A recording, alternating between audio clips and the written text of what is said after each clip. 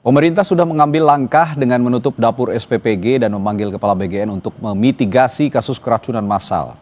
Untuk membahasnya, kita akan berbincang dengan sejumlah narasumber. Ada Guru Besar Pangan dan Gizi Institut Pertanian Bogor, Profesor Ali Homsan.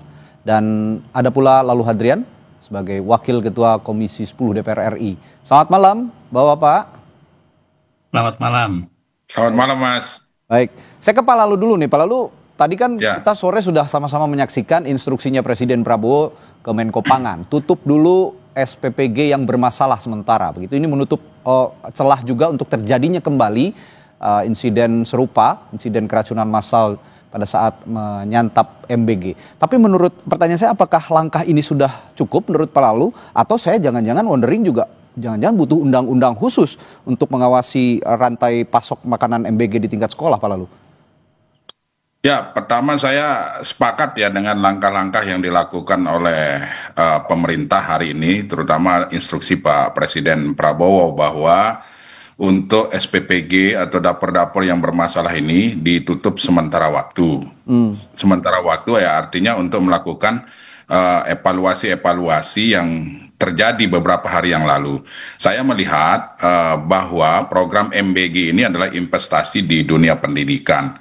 Nah, karena program ini sangat baik, maka kami di Komisi 10 yang membidangi atau bermitra dengan Kementerian Pendidikan Dasar dan Menengah, itu sangat sepakat bahwa program ini untuk terus dilanjutkan. Nah, yang kedua, langkah yang dilakukan oleh pemerintah ini cukup taktis, cukup sigap, cukup tepat untuk mensterilkan dulu kondisi yang terjadi hari ini. Ada beberapa hal yang perlu diperhatikan juga bahwa pertama, MBG atau makan bergizi gratis yang dikelola oleh BGN ini tentu harus dievaluasi secara berkala. Yang kedua, keikutsertaan pemerintah daerah dalam mengawasi pelaksanaan MBG ini, terutama di sekolah-sekolah, ya harus terus dilakukan. Yang saya maksud adalah BGN dalam hal ini harus terus untuk membuka komunikasi kepada seluruh stakeholder pendidikan. Karena sasaran dari MBG ini adalah siswa-siswi kita yang notabene hari ini sedang bersekolah di SD, SMP, SMA maupun SMK. Jadi pemerintah daerah selaku pembina pendidikan baik di tingkat kabupaten kota maupun provinsi juga harus dilibatkan. Yang ketiga, lingkungan sekolah atau stakeholder pendidikan yang ada di sekolah juga tentu harus dilibatkan juga, diajak diskusi, diajak bicara terkait dengan persiapan-persiapan yang dilakukan oleh sekolah dalam rangka mensukseskan program MBG ini. Pada prinsipnya kami di Komisi 10 sangat sepakat MBG ini dilanjutkan karena merupakan investasi jangka panjang untuk dunia pendidikan kita. Sepakat, tidak ada satu pihak pun saya rasa ya yang meragukan positifnya program MBG ini. Tapi ya itu tadi, harus benar-benar diawasi dan harus benar-benar juga diterapkan higienisme terhadap penyajian MBG itu sendiri agar kejadian serupa tidak terulang kembali. Tadi saya menyimak pernyataan Pak Lalu, sebenarnya pemerintah sudah cukup taktis kalau kata Pak Lalu ya untuk mengidentifikasi masalah ini, termasuk dengan menutup SPPG sementara. Pertanyaan saya ke Prof. Ali. Prof. Ali, menurut Anda kendati pemerintah sudah menyatakan hal itu, apakah pemerintah artinya sudah bisa mengidentifikasi SPPG yang bermasalah? Ya, saat ini saya kira SPPG bermasalah itu tentu saja yang mempunyai kasus-kasus keracunan. Tetapi nanti ketika pemerintah sudah mewajibkan SLHS, sertifikasi layak hygiene dan sanitasi, maka kita akan menemukan lagi mungkin ada dari 9.000 sekian SPPG, itu mungkin ada yang belum memenuhi syarat SLHS tadi. Nah, oleh karena itu kalau sekarang ini kaitannya adalah dengan persoalan keracunan yang tentu saja langsung ditutup oleh pemerintah sementara bagi SPPG yang bermasalah tersebut. Nah, kalau kita lihat apa yang disampaikan Kementerian Kesehatan, nanti akan dilakukan SLHS oleh dinas-dinas kesehatan dan itu tentu saja memerlukan waktu. Karena proses SLHS itu memerlukan waktu bisa 1-2 minggu untuk melaksanakan sertifikasi. Dan kalau kita cermati sekarang setiap kabupaten itu jumlah SPPG-nya bervariasi. Sebagai contoh di Sukabumi itu sekitar 70 SPPG. Di Kupang itu sekitar 10 SPPG. Sehingga kecepatan melakukan SLHS itu akan sangat tergantung seberapa cepat nanti Dinas Kesehatan bisa melakukan proses SLHS ini dari sekian banyak SPPG yang jumlahnya secara total sekarang sudah mencapai 9.000 lebih. Oke, tapi kalau kita bicara tata kelola, Prof, apakah SPPG yang ditutup ini, yang bermasalah ditutup ini juga sudah cukup atau harus ada juga tingkatan yang lebih atas lagi yang dievaluasi? Kalau bicara tata kelola ya, Prof ya? Ya. Ya, jadi sebenarnya apa yang terjadi sekarang ini dengan keracunan-keracunan yang terjadi, itu pasti ada 3 hal yang perlu dicermati, yaitu pertama adalah makanan basi, yang kedua adalah makanan yang tidak masak di prosesnya, yang ketiga adalah persoalan air yang tersedia. Oke. Jadi 3 hal ini, kemudian tentu saja ada lagi persoalan bahan baku. Nah, ini kalau kita lihat dari 9.000 yang mengalami keracunan itu ada beberapa, ya tentu saja semakin banyak SPPG itu peluang terjadinya pasti ada saja terjadi. Nah, oleh karena itu dengan keinginan pemerintah untuk menerbitkan SLHS bagi semua SPPG itu nanti merupakan langkah yang lebih tepat lah. Karena selama ini SLHS ini mungkin belum merupakan suatu kewajiban. Dan nanti ketika SPPG ini jumlahnya mencapai 32.000, ini tentu kalau bisa dipersyaratkan dulu jangan berdiri sebelum mempunyai SLHS. Jangan diberi pekerjaan MBG sebelum mempunyai SLHS. Dan itu akan sangat menekan, mengurangi terjadinya keracunan. Oke, Pak Lalu saya kembali ke Anda. Masih bicara soal tata kelola. Kalau bicara tata kelola, apakah, saya wondering juga, apakah sebelumnya terkait tata kelola MBG ini pernah nggak sih dibahas di DPR, di Komisi 10 lebih spesifik lagi? Karena bermitra dengan misalnya Kementerian Pendidikan Dasar dan Menengah dan juga dengan BGN sendiri begitu, terkait standarisasi dapur sampai makanan tiba ke penerima. Kalau bicara tata kelola, tadi sudah pernah dibahas soal ini, Pak Lalu. Ya, saya kira kalau tata kelola, saya meyakini bahwa teman-teman di Komisi 9 ya, karena BGN ini kan bermitra dengan Komisi 9. Ya. Teman-teman di Komisi 9 pasti sudah menanyakan, kemudian mendapat penjelasan yang rinci dari Kepala BGN. Nah, kami di Komisi 10 juga, karena memang sasarannya adalah sekolah, siswa-siswi kita yang ada di sekolah-sekolah juga, di dalam rapat-rapat resmi kami dengan Kementerian Pendidikan Dasar dan Menengah, kami meminta langsung kepada Pak Menteri Pendidikan Dasar untuk berkoordinasi dengan Kepala BGN terkait dengan tata kelola, kemudian proses mulai dari proses di dapur sampai dengan distribusi di sekolah-sekolah.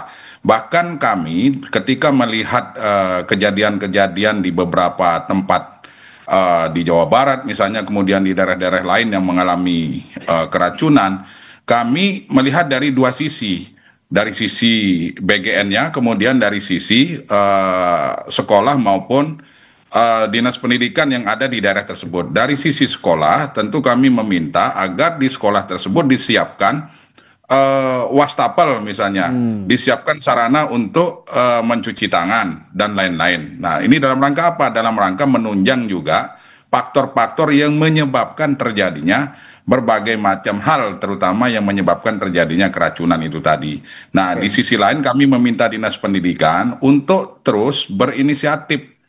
Nah, tentunya kami meminta melalui Kementerian Pendidikan Dasar dan Menengah kepada Dinas Pendidikan setempat untuk berinisiatif untuk melakukan pengawasan-pengawasan terhadap distribusi dan pelaksanaan dari proses makan bergizi gratis ini. Ya, saya lihat juga. Yang kita lakukan. Oke, saya lihat juga di beberapa sekolah sebenarnya guru-guru di sekolah itu juga ikut aktif, proaktif gitu ya, untuk mengecek standarisasi makanan yang akan dibagikan kepada siswa. Nah, ini juga diharapkan melalui Dinas Pendidikan dikatakan Pak Lalu tadi bisa memberikan juga imbauan kepada guru-guru untuk bisa juga ikut berpartisipasi begitu ya Pak ya. Kira-kira seperti itu ya Pak? Iya. Oke. Betul, baik. Mas. Baik. Nah, saya ingin lebih dalam ke Pak Ali, Prof Ali, soal penyebab utama dari peristiwa ini dari perspektif ilmu pangan, Prof Ali. Nah, seperti misalnya kontaminasi bahan baku atau proses pengolahan. Bagaimana MBG bisa direformasi menurut Anda untuk memastikan kandungan gizi tetap aman bagi anak-anak usia sekolah, Pak? Ya, kalau kandungan gizi saya percaya bahwa di setiap SPPG ini sekarang sudah ada ahli gizi, sehingga mereka bisa menghitung berapa kalori, berapa protein yang dibutuhkan untuk anak balita maupun anak-anak usia sekolah. Sehingga mereka sudah bisa merumuskan 20 siklus menu yang harus dimasak oleh mereka sehingga mengurangi kebosanan terhadap menu yang disajikan MBG ya. Nah, tetapi kemudian ketika kita bicara tentang SPPG menyediakan 3.000 porsi dan penjamah makanan harus bekerja misalnya dari jam 3 dini hari ya sampai itu distribusi pukul 11, itu tentu suatu proses yang cukup panjang.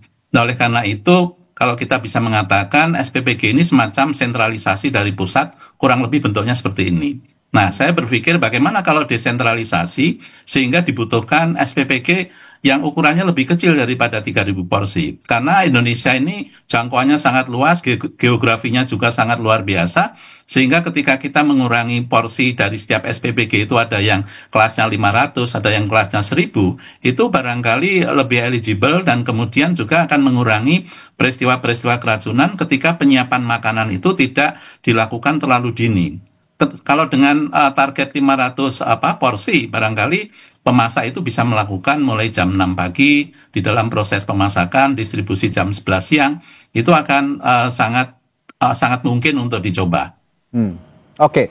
Nah, ini kan sebenarnya publik juga ada yang memiliki pendapat begitu Prof. Ali, bahwa sebaiknya SPPG atau kegiatan MBG ini juga ya dihentikan dulu lah sementara untuk mengetahui hasil evaluasi menyeluruhnya begitu. Karena dari hulu ke hilir juga harus dipastikan bahwa standarisasi pelaksanaan MBG ini bisa benar-benar lancar begitu. Nah, menurut Anda apakah itu perlu dilakukan atau cukup yang dilakukan pemerintah saat ini sudah tepat? Saya akan tanyakan itu kepada Prof. Ali setelah jeda, Prof. Mohon maaf, kita akan kembali sesaat lagi.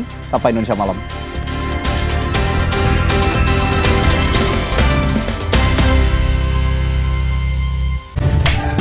Ini nih yang gue cari, Aku Viva. Ngelewatin teknologi yang ngejaga kemurniannya. Jernih banget, bikin sejuk di tiap teguk. Ini air mineralnya baik untuk tubuh. Aku Viva, murni, alami dari Wings Food.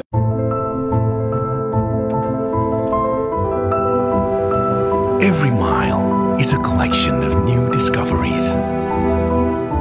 Suzuki Fronx, marvelous at every mile.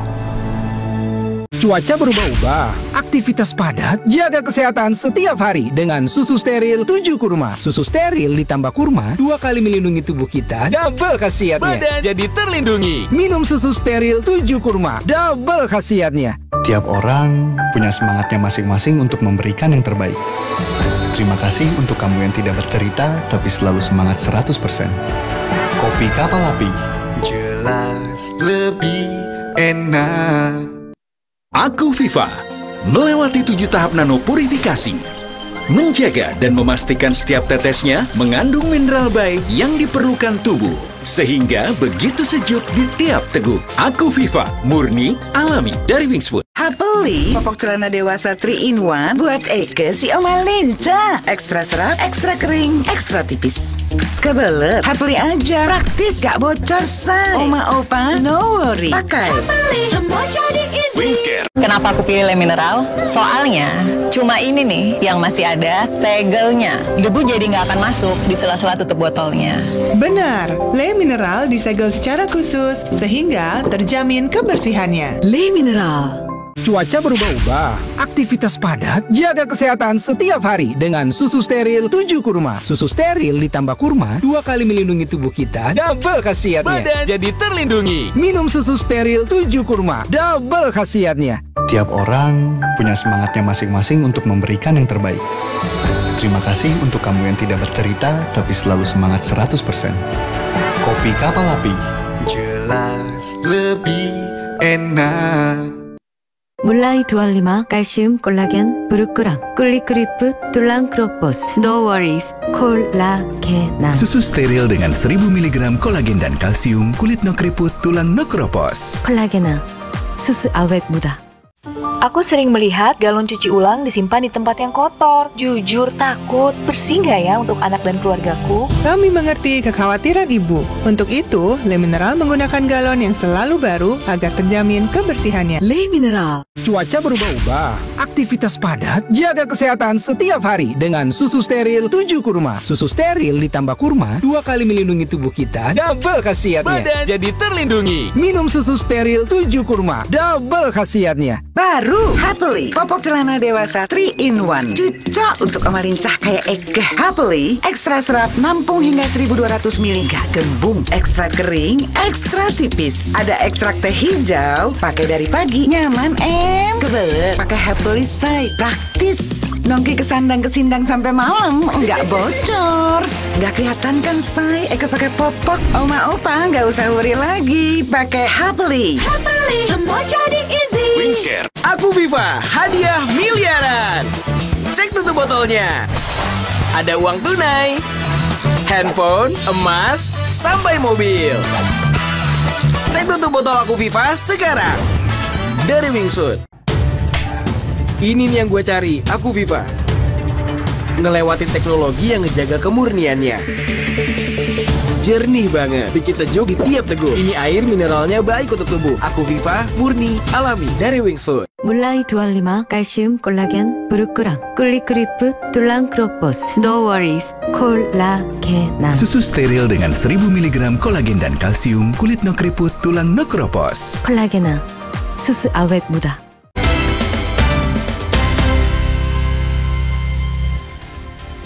Saudara Menteri Koordinator Bidang Pangan Zulkifli Hasan mengatakan tiap Satuan Pelayanan Pemenuhan Gizi atau SPPG Dapur MBG saat ini diwajibkan memiliki sertifikasi layak higienis dan sanitasi atau SLHS. Hal ini dilakukan sebagai langkah evaluasi akibat maraknya kasus keracunan makanan yang menimpa anak-anak akibat pemberian MBG. Sertifikat layak higienis dan sanitasi itu syarat, ya. Tetapi setelah pasca kejadian, sekarang mendapat perhatian khusus, harus atau wajib hukumnya, ya. Setiap SPPG harus punya SLHS, harus.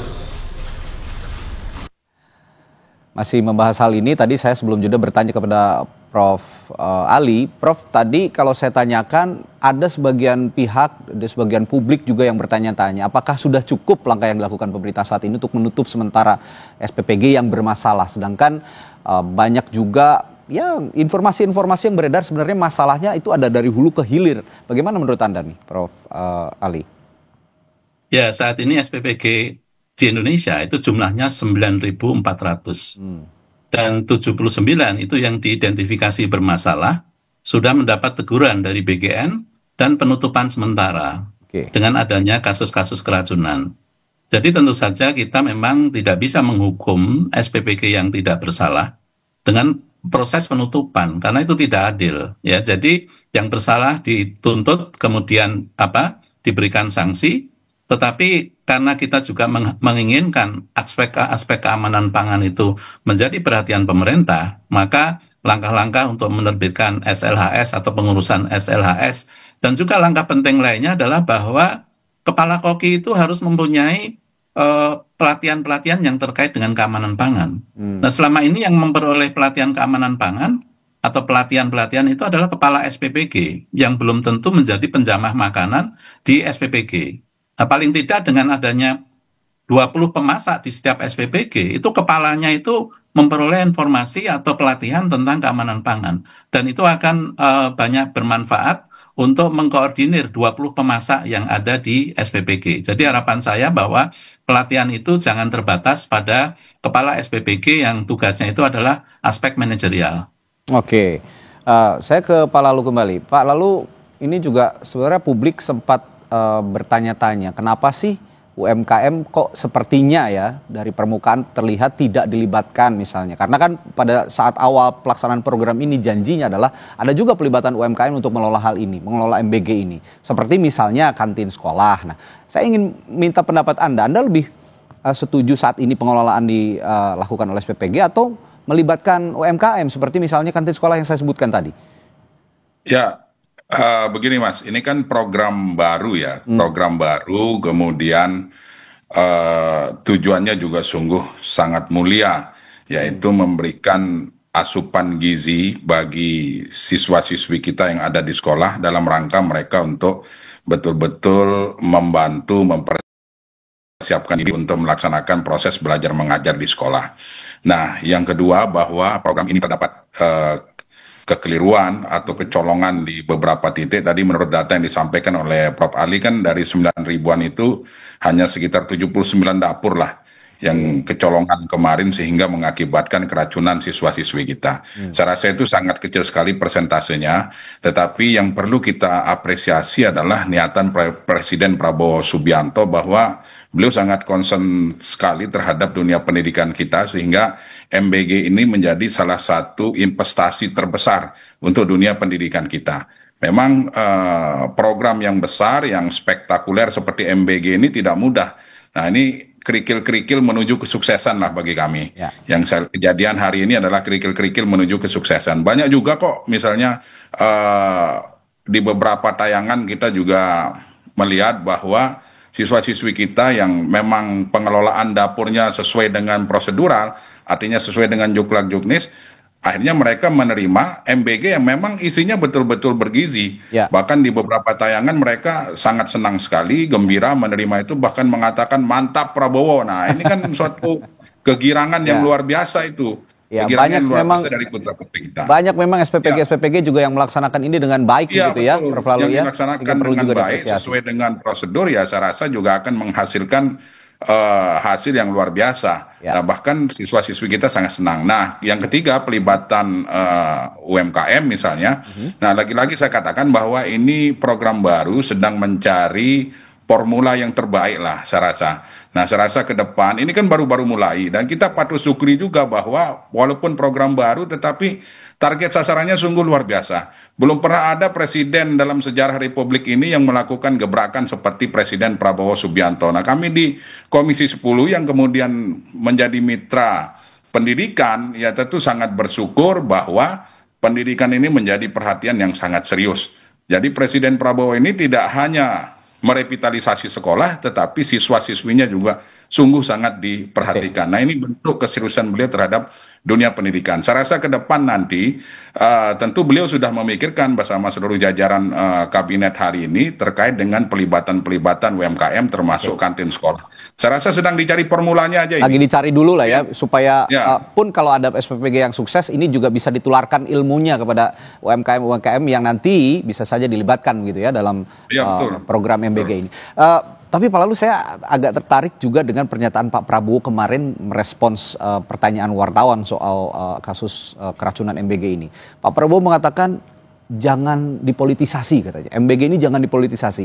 Kalau menurut Anda ini apa artinya? Apakah artinya bahwa program MBG ini sebenarnya sudah jalan, sudah baik, tapi ada yang intervensi di tengah jalan atau bagaimana artinya menurut Anda? Ya, saya rasa saya sepakatlah yang disampaikan oleh Pak Presiden bahwa program ini tidak perlulah dibesar-besarkan terkait dengan data tadi misalnya 9.000 dapur ternyata yang bermasalah cuma 79. Nah, tidak perlu dibesar-besarkan apalagi ditarik-tarik ke ranah politik. Saya sangat sepakat itu bahwa tujuan dari MBG ini sungguh sangat mulia. Kita tunggulah, ini kan baru mulai, belum genap 1 tahun bahkan mulainya ini kan. Ya tentu kalaupun ada masalah ya mari kita perbaiki sama-sama. Kemudian saya berharap juga BGN terbuka untuk komunikasi dengan siapapun, yaitu seluruh stakeholder pendidikan, termasuk pemerintah daerah. Nah, itu juga harus betul-betul dilibatkan, walaupun program ini anggarannya juga ada di BGN, tetapi paling tidak pengawasan itu menjadi tanggung jawab kita semua. Saya melihat sudah ada beberapa kepala daerah yang berinisiatif untuk melakukan pengawasan-pengawasan melalui Dinas Pendidikan, termasuk pelibatan guru dan sebagainya. Bahkan yang perlu saya sampaikan juga bahwa kalau tahun 2025 ini, anggaran untuk MBG ini kan cukup besar ya. Tetapi anggaran yang besar itu juga, kalau 2025 ini gurunya tidak diberikan makan bergizi gratis, insya Allah nanti 2026 Presiden sudah memikirkan gurunya juga diberikan makanan bergizi gratis. Nah, jadi sekali lagi saya sampaikan bahwa ini adalah program baru ya tentu kalau ada hal-hal kekeliruan, kecolongan, kehilapan dan sebagainya ya kita maklumi lah. Ya, ini program yang sangat baik sehingga tidak perlu dipolitisasi, saya sepakat. Tapi ada data bahwa tadi ada 79 SPPG yang bermasalah. Ini meskipun jumlahnya kecil, persentasenya kecil, saya sepakat untuk tetap juga dievaluasi secara mendalam supaya tidak juga menjadi efek domino ke depannya, begitu Pak Lalu kira-kira. Nah, saya ke Prof. Ali. Prof. Ali, adakah rekomendasi jangka panjang dari Anda? Seperti misalnya apa yang pernah juga disinggung begitu ya untuk evaluasi ke depan, ada integrasi kokli ahli, dan juga Pak Prabowo, saya kalau nggak salah juga ya, koreksi kalau saya salah, sempat mengusulkan juga ada CCTV di SPPG seperti yang diusulkan oleh Pak Presiden sebelumnya. Lalu juga misalnya pelatihan berbasis bukti untuk penyedia makanan agar program MBG ini benar-benar meningkatkan status gizi nasional tanpa risiko kesehatan. Bagaimana Pak Ali? Ya, yang saya menginginkan tuh sekarang kan sedang dirancang adanya hotline terhadap segala macam keluhan-keluhan yang terkait dengan MBG di berbagai wilayah. Karena kita melayani, saya kira SPPG itu melayani sangat banyak orang ya di setiap kabupaten. Nah, oleh karena itu adanya hotline atau keluhan itu akan memberikan solusi yang baik kepada BGN untuk melakukan peningkatan kinerja di dalam memberikan layanan MBG. Dan hotline itu bisa dilakukan di setiap kabupaten ya, sehingga orang Sukabumi tentu lapornya ke MBG di BGN SPPG di Sukabumi. Yang kedua adalah bahwa kita menyadari BGN itu tidak mempunyai aparat di daerah. Nah, oleh karena itu dalam hal kita memberikan layanan yang sangat luar biasa besar, itu sinergi dengan Dinas Kesehatan, dengan Badan POM ya, apalagi dengan sektor pendidikan itu menjadi sangat penting. Karena siapa yang melakukan proses pengawasan apabila terjadi hal-hal semacam yang sekarang kita ketahui, itu adalah pasti terkait dengan persoalan kesehatan, kemudian Badan POM. Nah, oleh karena itu ini sangat penting sinergi dari beberapa institusi di daerah ya, sehingga BGN itu bisa terbantu lah dengan aparat-aparat yang memang sudah sangat banyak ya. Kalau kita bicara puskesmas itu di kabupaten sangat banyak, dan itu akan sangat berperan di dalam pelaksanaan MBG yang memang memerlukan kehati-hatian. Oke. Pak Lalu, pemerintah itu kan sekarang tadi sudah kita bahas juga sebenarnya sedikit. Kita akan perdalam lagi. Pemerintah itu kan sekarang mewajibkan dapur SPPG itu punya sertifikat layak higienis dan sanitasi. Nah, kenapa baru diterapkan sekarang sih Pak Lalu? Apakah itu sebelumnya tidak diterapkan menurut pengawasan Anda di Komisi 10 DPR? Ya, saya rasa kalau menurut informasi dari teman-teman Komisi 9, itu sebenarnya sudah dipersyaratkan sejak awal. Nah, cuman saya sepakat yang disampaikan oleh Prof. Ali tadi bahwa pelibatan banyak pihak dalam rangka mensukseskan program MBG ini juga perlu dilakukan, seperti Dinas Kesehatan di daerah, kemudian Dinas Pendidikan dan sebagainya. Ini seluruh pemangku kepentingan yang terlibat di dalam proses berlangsungnya makan bergizi gratis ini sungguh sangat perlu dilibatkan. Apalagi surat SLHS tadi itu. Jadi itu memang sungguh sangat penting. Kami saja di Komisi 10 di dalam rapat terakhir dengan Menteri Pendidikan Dasar dan Menengah meminta agar di seluruh sekolah target penerima MBG ini Kementerian Pendidikan Dasar dan Menengah 2026 besok menganggarkan untuk penyediaan wastafel. Agar siswa-siswi kita ini sebelum mereka santap MBG mencuci tangan terlebih dahulu menggunakan sabun supaya meminimalisir kejadian-kejadian yang hari ini terus terjadi seperti itu. Ini saya teringat zaman pandemi, sebenarnya praktik ini sudah terbiasa dilakukan oleh anak-anak sekolah dan ini juga harusnya berlanjut gitu ya untuk menyediakan wastafel, membudayakan lagi mencuci tangan sebelum makan. Baik, ini sekarang sebenarnya meskipun evaluasi sudah dilakukan, langkah taktis sudah dilakukan seperti yang Bapak-Bapak sebutkan, tapi mata publik masih terus tertuju pada program ini karena tadi selain program ini program yang sangat baik, tapi juga pengelolaannya benar-benar harus ditata dengan baik melalui tata kelola yang juga harus direformasi. Kalau saya lihat dari kejadian-kejadian yang menimpa di sejumlah wilayah di Indonesia, terutama keracunan yang menimpa anak-anak di sekolah. Baik, terima kasih Pak Lalu Hadrian, Wakil Ketua Komisi 10, dan juga Profesor Ali Homsan, Guru Besar Pangan dan Gizi Institut Pertanian Bogor, telah berbagi perspektifnya malam hari ini di Sapa Indonesia Malam. Sehat selalu, sampai jumpa lagi Bapak-Bapak. Terima kasih. Assalamualaikum. Waalaikumsalam warahmatullahi wabarakatuh.